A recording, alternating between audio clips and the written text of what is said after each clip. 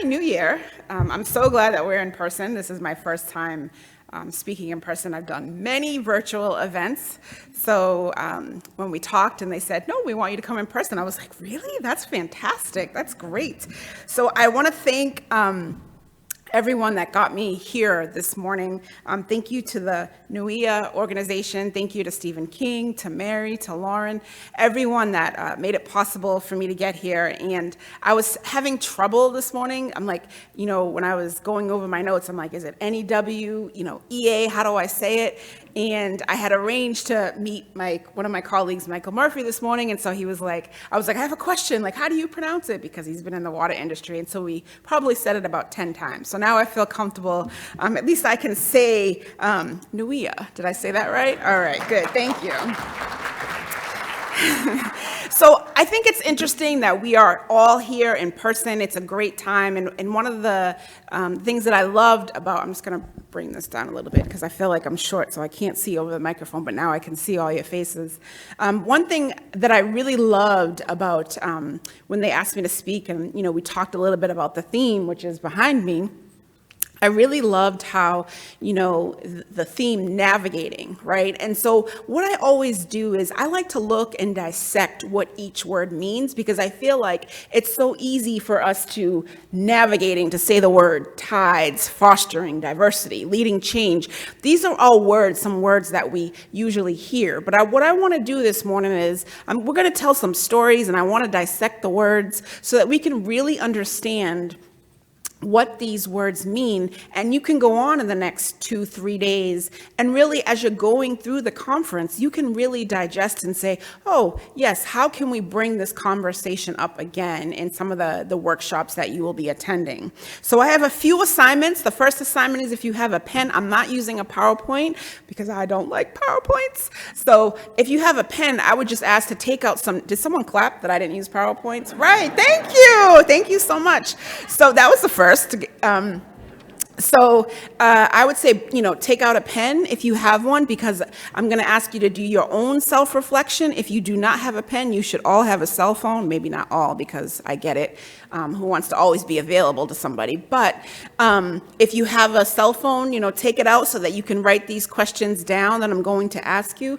Because as John said when he was up here, DE&I is continuous process. So I would expect that when you leave out of these doors, that the conversation would not just stop because I'm done speaking, that you will continue on at lunchtime, you will continue on when you get to your place of employment, whether you're working at home, in your personal life, whatever it is. From these questions, I'm going to ask that you continue the conversation, because DE&I cannot be solved in one day, and we have to work at this as a team. So I also want to give a little disclaimer that there is no shame. When we talk about DEI, it is meant to have conversations that are not always comfortable to us. So I want us to say that if you have a question for me after, I'm not going to shame you for asking the question. I just want us all to respect each other, and we can respect to disagree, or we can respect to agree. But when we have these conversations, it's just important that there is no shame, because we are all at different levels as we work on this DE&I, practices as we move through our career. And a lot of what I share is from my perspective, being an African-American Cape Verdean woman, grew up in the South Shore, now have my own family, and have had different experiences growing up. So my perspective is going to be totally different from your perspective, and I respect that. So I want to say that as we look at the theme, as we talk about these words, I'm just asked that you just have some patience with me as we start to tell a little bit of this story. So like I said, now that my housekeeping stuff is out the way, now we can really talk. So I heard yesterday that you had professional development workshops, and I just want to applaud NEWEA on that, because that really is the future of our industry. Talk about diversity, that you can have and carve out some time just for our young professionals. And that's what we're going to talk a little bit about today. So first, I want to define these words, right? What does navigate mean? We have these words on here. I know you've been working on on it for a long time. But unless you are in those committee meetings, what does it mean? What does navigate mean? Navigate means to move on over in a ship or an aircraft. So let's pretend that we're on a ship right now, okay? And it means to direct, manage on its course, to ascertain or plot and control the course of position. If you're in this room, you have the authority right now to navigate the ship. I don't want to be on an aircraft right now. I don't know if I want to be on a ship or an aircraft. I don't know which is more germs right now. But anyway, we'll talk about that later.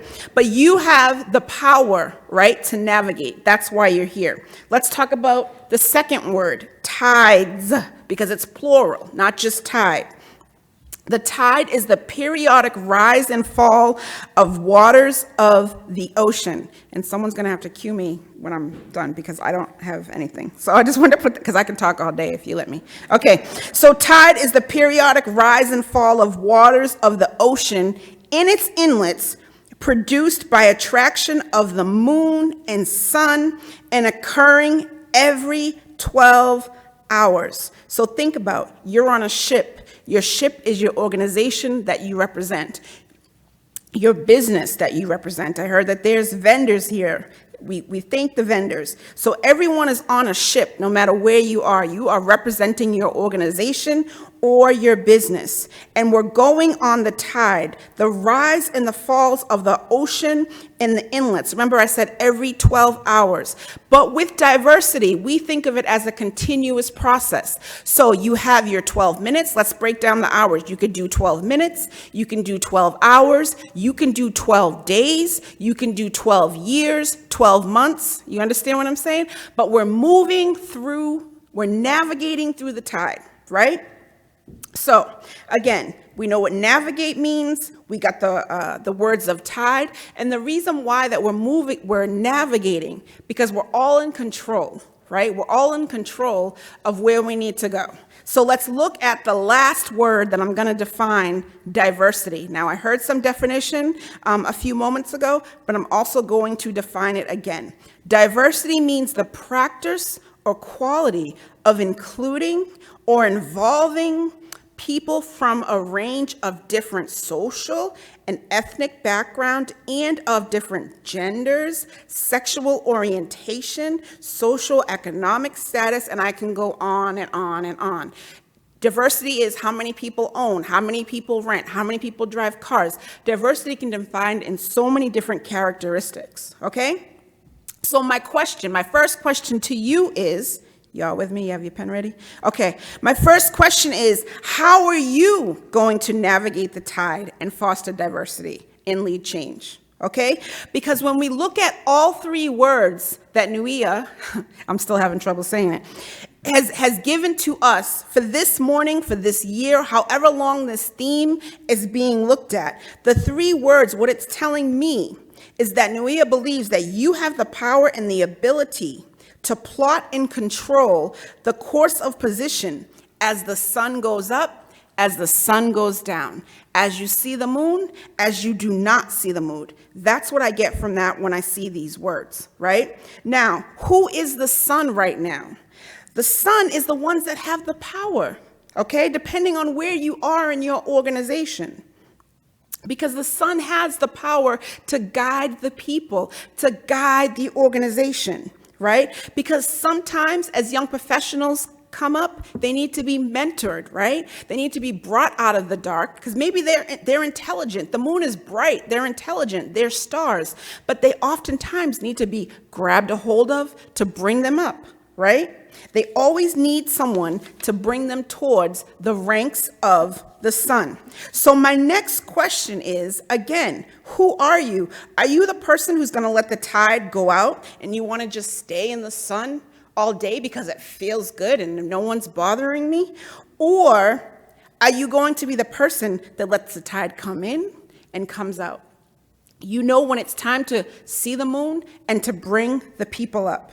Right? Now, why do we talk about this diversity? First of all, in your organization, I realize we have business owners here, we have vendors, but when we talk about diversity, what does diversity provide? What does it do when we talk about diversity? Bottom line is always, a lot of times, it increases the business bottom line, right? Forbes reported that if a company is diverse, again, not just in gender, we're talking age, what school they're from, because some of us, when I first came into the clean energy industry, it was all about private schools. And I had to educate people. Just because someone goes to a private school does not necessarily make them better, right?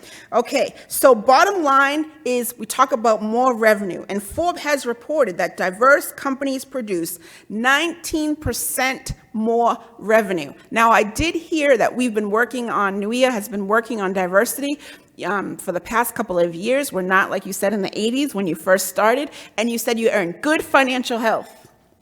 You probably could contribute that to some of these topics that you've been talking about, because it's not just one frame of thinking. When you bring in diversity, everyone shares what their opinion is, and we're not all from the same backgrounds. All right, so let's talk about this. Let me ask you a question. Just look straight. Don't look at your neighbor. Just look at me when I ask you this question. How many people in this room have hiring power? That's a good amount. That's a good amount. Don't look at your neighbor yet, because I don't want them to look and to see who you are just yet, right? All right. So this means that you can hire people. Now raise your hand of those people. Well, let's do this. Put your hand up again if you can, if you have hiring authority. Keep your hand up for a second. Let's get some exercise while we're here. So, and there's no shame in this. Okay. Of the people that have hiring authority, how many of you have taken an unconscious bias test? Okay, so there's a few hands up. All right, so why am I talking about this? And there's no shame. You can put your hand down. Now you can look around at your neighbor so no one knows how you answered, right? The thing is, as we talk about diversity, if you really want to be that change, you have to address who you are first. Because I can't ask you to go out and talk about how you want to have these DE&I practices and how you want to bring them to your organization if your own unconscious bias is not addressed. And let me tell you, we all have unconscious bias. So if you sit there and say, oh no, Tamika, you don't know me, you've never met me, I have none, I'm gonna say, that's a fake conversation. There's no need for me to even continue on the conversation with you, because I know you're probably lying just a little bit. If you want to stretch the truth, okay. But we all have unconscious bias, and it has to be addressed, especially for those that have the hiring power, because the hiring power usually is where the buck stops, right? You see who the resume is, you determine who can come in and interview, who cannot come in and interview, right? And so if your own unconscious bias is not addressed, how can I ask you to go out and spread that message to your company or your colleagues that you work with if you don't even know where your unconscious bias is? Okay? Because what we do is, a lot of times we want to sit next to people that look like us. We want to talk to people that looks like us based on what we call visible traits, as we talk about DE&I, diversity, equity, inclusion.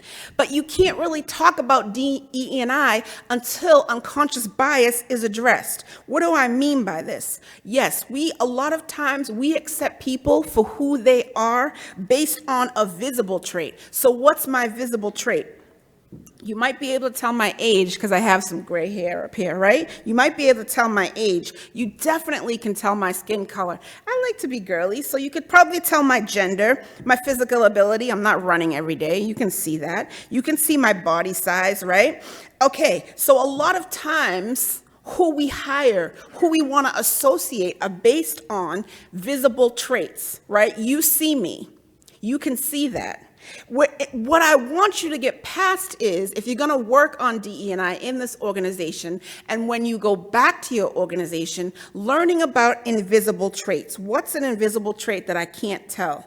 I can't tell someone's level in the organization until you speak to me, until you tell me who you are. I do not know your values. I do not know your sexual orientation. I don't know where you live. I don't know your education. I don't know your religion. And I do not know your social economic status, right? A lot of times we base who we want to be around based on visible traits. And my message to you is, if you're really going to navigate the tides and foster diversity and lead change, you have to start with yourself. You have to say, what is it that's hard for me to get past? Because even I have them. I even have to look at myself and say, what is it where's my bias that maybe hinders my career or hinders me from hiring that diverse person that comes in, right?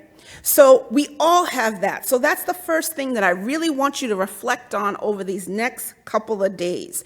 And where do we see this in society? Forget about the conference, forget about going back, but where do these unconscious bias comes? I want to make sure that we're all on the same page here.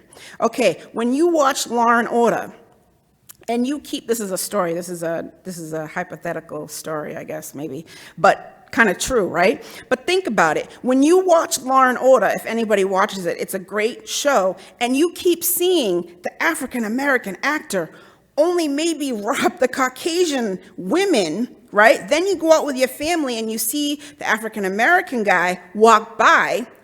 Yes, what are you going to do? You might grab your purse a little tighter, because this is a reality, right? But the reality is you really don't know anyone that's been robbed by an African American.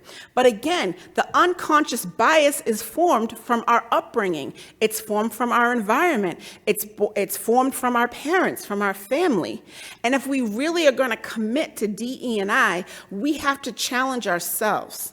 And that's why I say we have to learn what our own unconscious bias is. Because you can tell me all day, Tamika, this is what I want to work on. I really do want to navigate the tides. I really do want to foster diversity. But until you navigate your own personal bias, you really can't move forward. And let me say this again. It's no shame, right? Because I don't expect everyone to walk out of here and say, oh, she did a great, she spoke well, and I understand it. It's not for us to all understand at the same time. But again, it's a continuous process so that we can get to where we need to be, so that we really can navigate this tide, fostering diversity, and lead the change when we go back. All right, now if you want me to speak more on unconscious bias, all I have to say is just book me, because I have my own business, right? A lot of times when I talk about race, or I mention, that's when we start to get all stiffened up. So I want to loosen you up again, right? So where does it start, though? When I ask you to raise your hand and I said, hey, how many of you are hiring managers, right? And you all.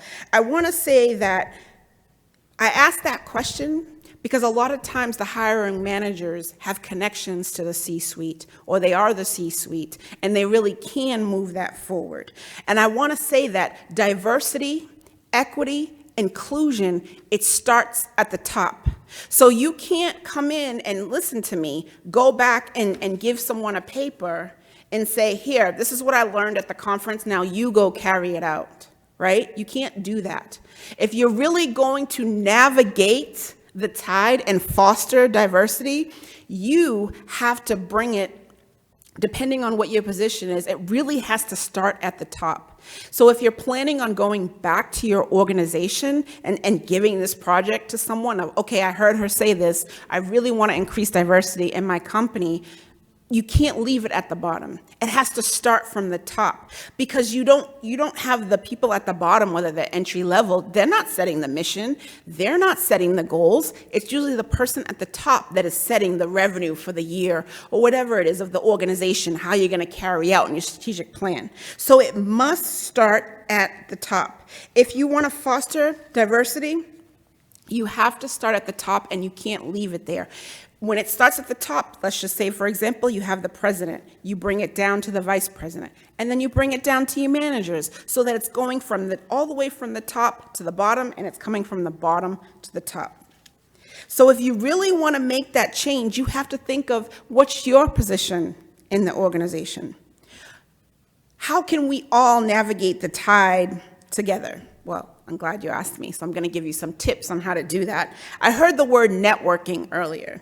Now, I wrote a book on this about networking because it was important from my perspective as an African-American female, what it means to go out there and network, and how we can network through our careers, right?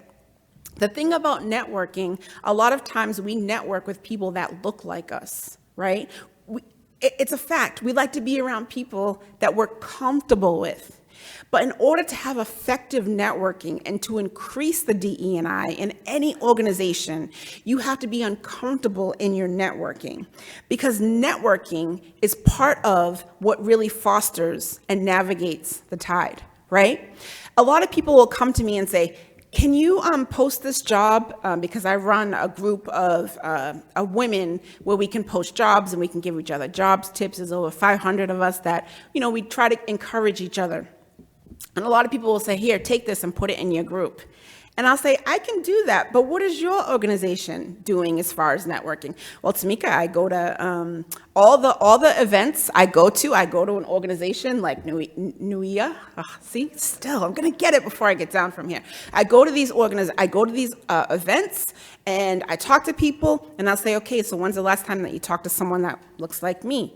Or I'll say, when's the last time that you joined the Women in Energy Network? When's the last time you went to their meeting? Well, I'm a male. Why am I going to go there? Because you're going to support and you're going to talk about the positions that you have open. When was the last time you went to an American Association of Blacks in Energy meeting? When is the last time that you tried to partner with them? So we have to be outside of our comfort zone. So when we talk about networking, it's networking with people that do not look like you, mentoring people that do not look like you. It's great to have friends who come to this conference, 90% of the people. It is great to do that. But what about the other 10% that you do not know? What about the other 10% that are maybe scared to come up and talk to you? You could be a mentor. Mentoring is not something that happens over a 6-month period. Mentoring could be a 5-minute conversation. I tell you who I am. I tell you what I want to do in my career. You give me someone else to go talk to.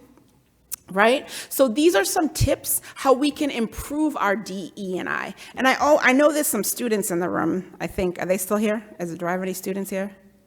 Where's my students? Oh, there's one. Okay, so there's one. So let me just give an example. Oh, there's more? One? Okay, let me give an example of what I mean too by networking, right?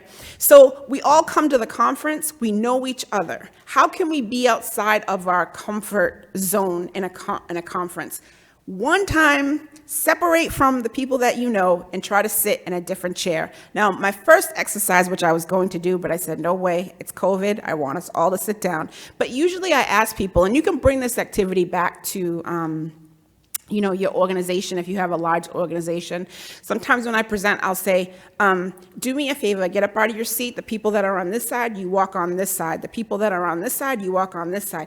And you have people that sit there and they simply will not do it. No, I am not doing that. And then you have others that will do it. And then I say, but you told me you wanted to increase your diversity numbers, but yet I can't even get you to obey me and walk to the other side because I wanted you to go meet someone new.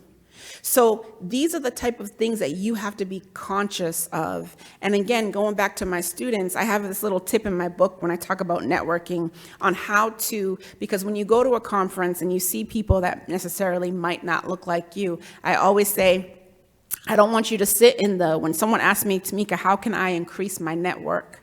And I'll say to them, I don't want you to sit in the front row, regardless of what your teacher said growing up. Don't sit in the front row. Don't sit in the back row. Don't sit on the end. Sit in the middle. That way, when someone comes in, they have to kind of trip over you, and they kind of have to sit next to you. This is pre-COVID. They have to sit next to you, and you force them to say, where are you from? What's your name? Because that's the only way sometimes some of us are going to be able to connect to others and to network, right? Because again, a lot of us, we reach out to people based on our visible traits and we forget about the invisible traits. So my last point is, how do we achieve navigating the tide, fostering diversity, and leading change? How do we do that? We recognize the value in the room. We recognize who is in the room. We can no longer just say that, I just want to be around people that look like me. I just want to be around people that talk like me. You have to rub shoulders, not right now, you have to rub shoulders with someone who does not look like you if you're truly going to foster this change. Diversity should be included in your strategic plans. You should not walk out of this room today and never talk about it again, never bring it back to your organization. One of the things, I remember when I first came into clean energy, and I'll share a story with you as we talk about navigating the tide, because I feel like the past 12 years that I've been in clean energy, talk about a theme that is consistent with your life, I've had to navigate that tide because I had to foster diversity, not only just for myself, but for others.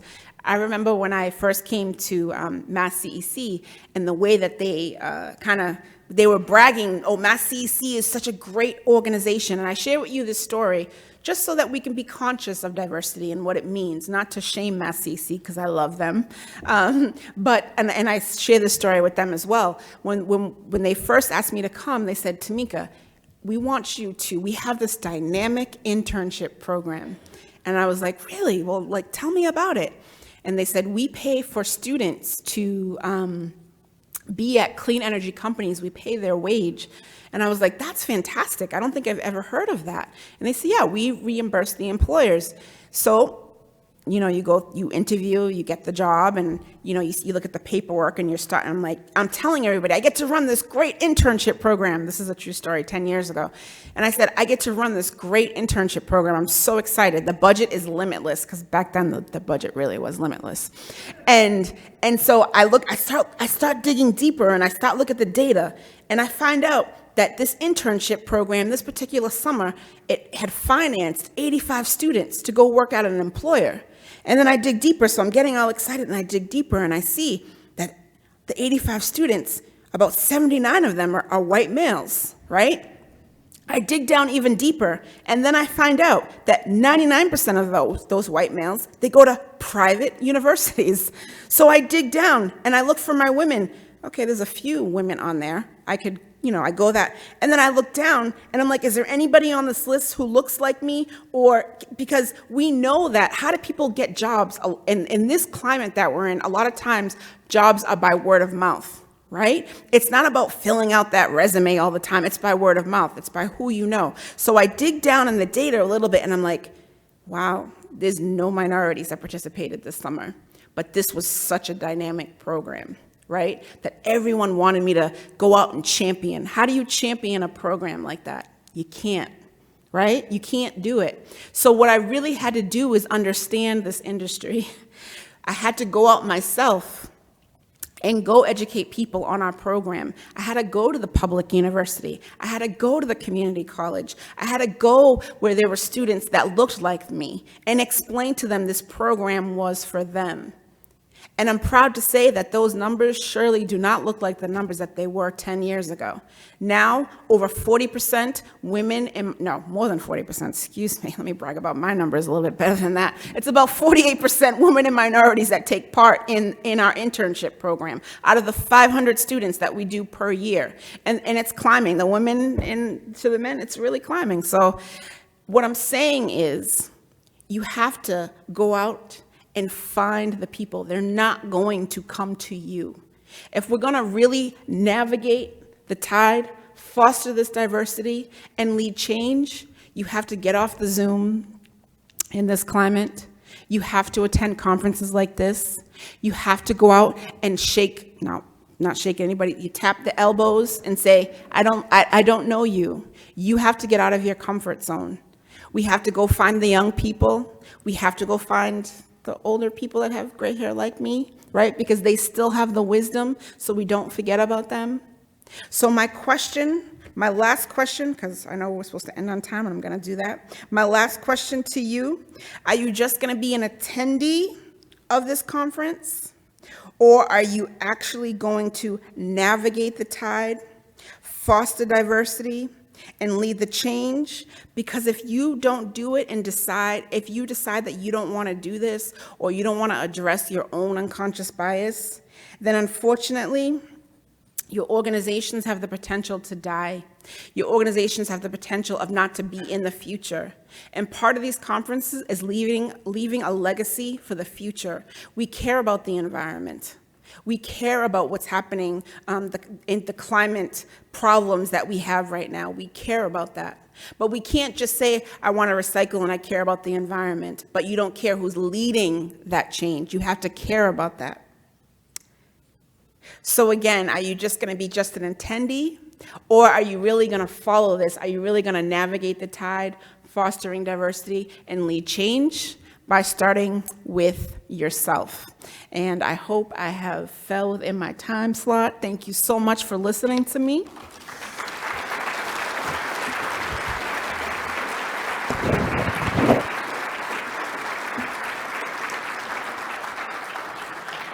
Oh, was I supposed to ask, is there any questions? Is that what I was supposed to do? Okay. Okay. Does anyone have any questions? Yeah. One of the things you talk about hiring individuals for jobs is also hiring engineering companies. We have a lot of consultants who have white hair, people like me. I'm a public works director, and I have to hire. And when I go through a RFQ process, I look at them and I say, oh, they look like me, it feels comfortable. But then it really is, so it's for managers, we can look at consultants also, as well as our workforce. Just kind of an overall comment. So it was a very long comment, so I don't know if I can repeat it back. But what he was saying was that as managers, you need to look at consultants. And I absolutely agree with that. And I think, when you look at your consultants, the way I could say this is when you have an RFP that you're issuing, do you include what does your diversity look like at your company? Because here's the thing, you can keep on hiring the same consultant. If they're good at what they do, you're gonna keep hiring. But it's time for us to really ask them how they have diverse strategies in their business. And even if they are just one consultant, one person sometimes is, running a business, they should be able to tell you their strategy of how they improve, how they mentor, how they go out into maybe the high schools or wherever it is to reach people. But I agree with you, but we can do that together because a lot of us do issue RFPs. My question on my RFPs a lot of times now are, tell me about your diversity practices. Right? So you have that power to do that. And if someone can't answer you on it, I really challenge you, should you pass them over? I get it, their expertise is needed, and maybe they've been through the system a whole bunch of times, but that's what we have to challenge ourselves, that there's other people out there that can do the work. We just have to go out and find it. A lot of times being comfortable is just doing an RFP and choosing the same person and not doing our own investigative work because, again, it's comfortable. We don't want to be uncomfortable, right? And so I would just challenge you to put that in your RFP. Let them tell you, what their values are.